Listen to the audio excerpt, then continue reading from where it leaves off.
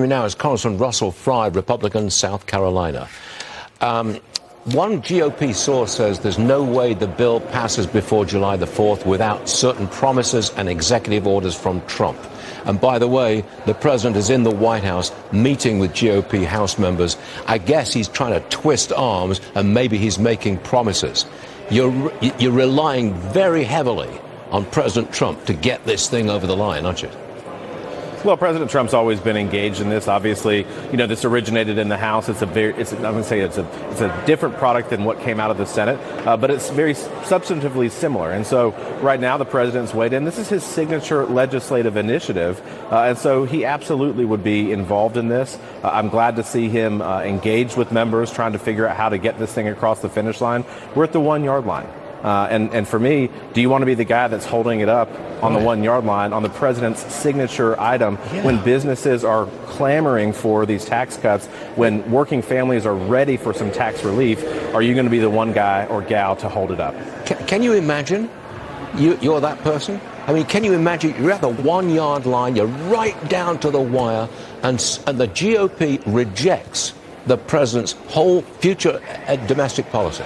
I simply can't imagine that. No, I mean, it's got border security in there. It unleashes energy independence. I mean, tax relief for families. It is the largest substantive mandatory spending reform that we've seen probably since I've been alive, or at least since the 90s. And so this is a pivotal moment. And so I'm glad that the president's engaged. Obviously, we've got a long way to go, but I'm optimistic because everyone at the end of the day wants this product to get to the president's desk. But everyone is watching the sausage being made in real time. Congressman, I understand that you drove to D.C. I think you drove overnight because you had problems flying. You did that? You drove overnight to make sure you got the vote in? Yes, sir. We realized very quickly yesterday that flights were not looking good coming into our nation's capital last night. So I jumped out of the airport after several delays into my car, and we drove through the night. We stopped at Buc-ee's in the district south of the border, right at the North Carolina-South Carolina line, drove all the way through, probably got in at about 2 a.m. last night. But we made it, and we cast our first vote just a little bit ago, and we'll be here all week as long as it takes. Well, I'm sure you'd like to hear this one, Congressman. A new poll shows Republicans in Congress have the highest approval rating in more than a decade. How about that, Congressman? How about that?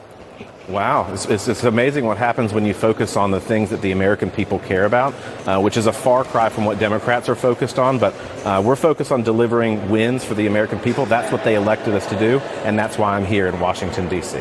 Trump in the White House makes a big difference, doesn't it? Congressman, always a pleasure. Congratulations on your overnight drive. I'm sure we'll see you again real soon. Thank you, sir. Thanks, Stuart. Take care. Check those marks.